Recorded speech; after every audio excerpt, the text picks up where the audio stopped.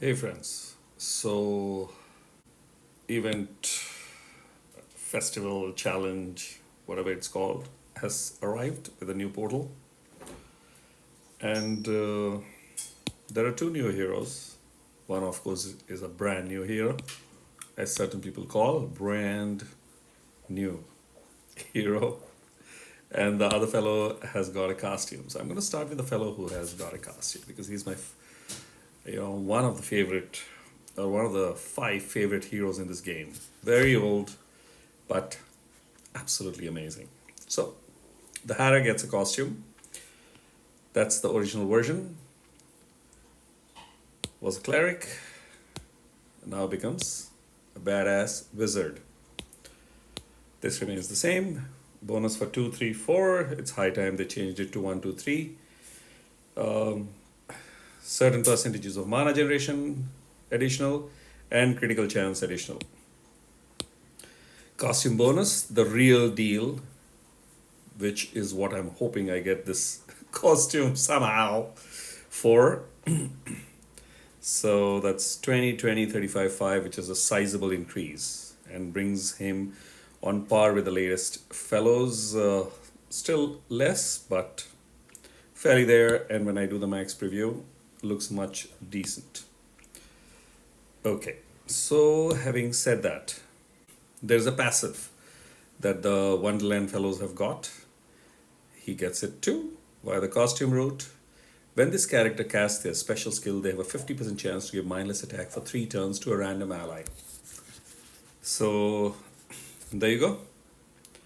I have got Jabberwock and White Rabbit costumes, so this is working very well. I don't use them so frequently though, that's the only difference. Going into the stats, so stats are still low. The health has gone through the roof, which means if I get him, I'm going to reset in such a way that I stick to the attack and defense route so that it's improved further. Mad Tea Party is the special at average speed. It used to be mad as a hatter. Deals 400% damage to the target and minor damage to the nearby enemy, same as earlier. Steals all dispellable buffs from all enemies and randomly distributes them on allies, same as earlier. Summons a playing card minion with 25% HP and 40% attack inherited from the caster. Now that's a sizable minion, and that's what adds up with the benefit of the HP. So yeah, that's where, and 40% attack is I would say, a good sized attack for a beefy minion. So that's the difference, minion and this. Otherwise, the original Hatter still stays brilliant. This is additional. So 3 aspects come into play with this costume, which add significant value. Costume bonus, mindless attack passive, and beefy minion. Wow.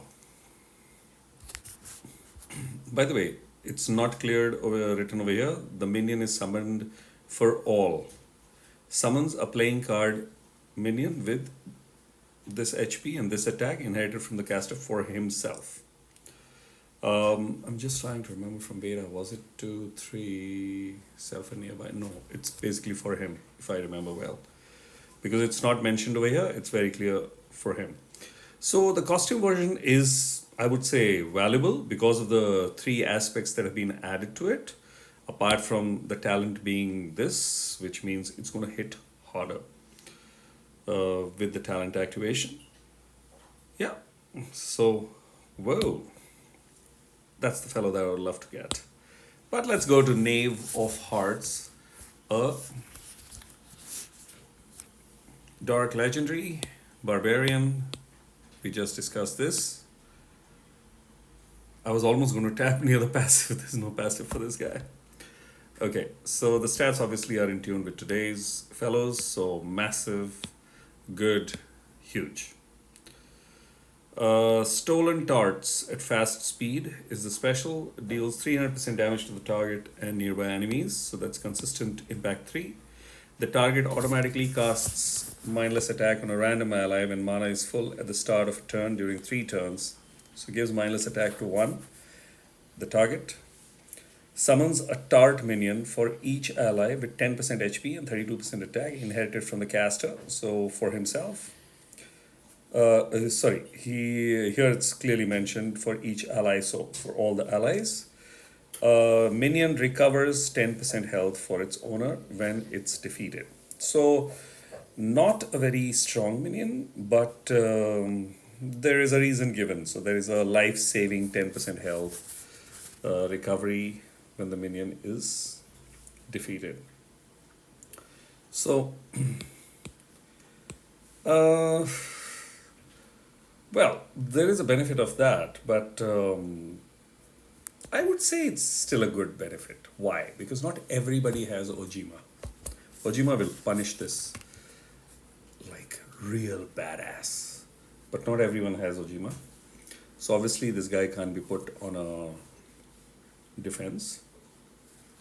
In, I would say, what would I say? You know, war, that's fine also, because in the war you use Ojima only once.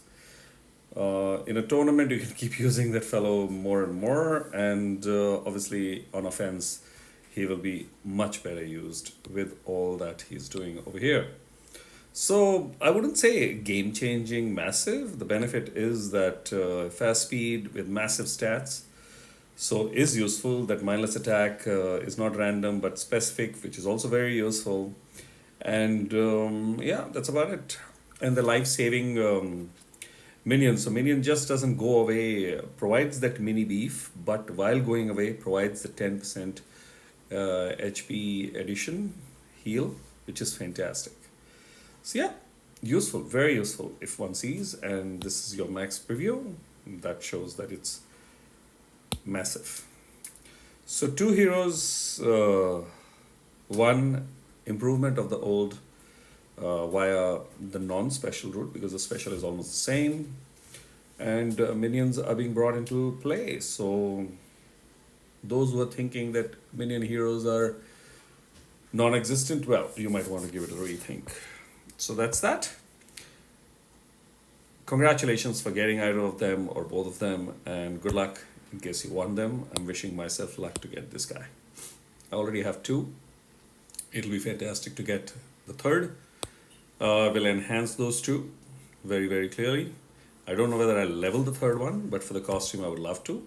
Though there is something that did happen. I did take the plunge and level my third gazelle.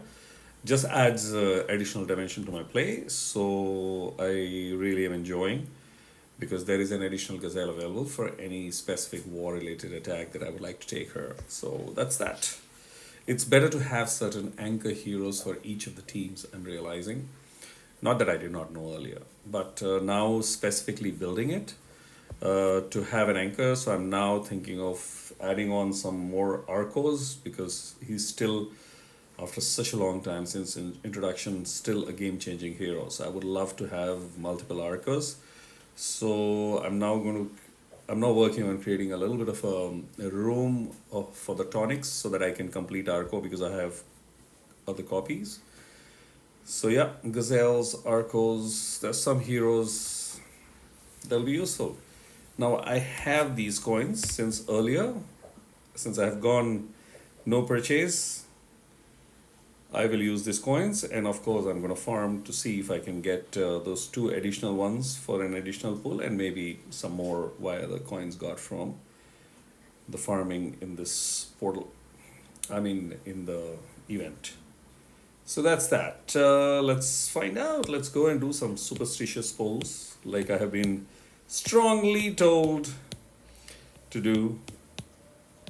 Keep pulling till you feel. Okay, 3 in a row. I can trust that much. Okay, Pixie. Okay, Fairy has showed up, which means goodies are on the way. Lemur. I never leveled this guy up, actually.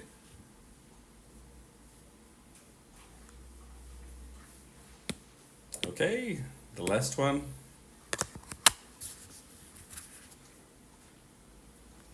Multiple pixies. And a mystic summon shows up. Well, fingers crossed. Let's find out. Uh, This is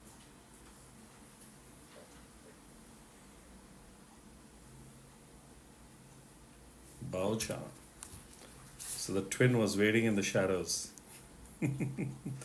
Okay, the mystic vision, of course, works in some sort of a way because there is something. Yeah, one of my friends he pulled from the same mystic vision in the Alliance Quest portal, Ludwig.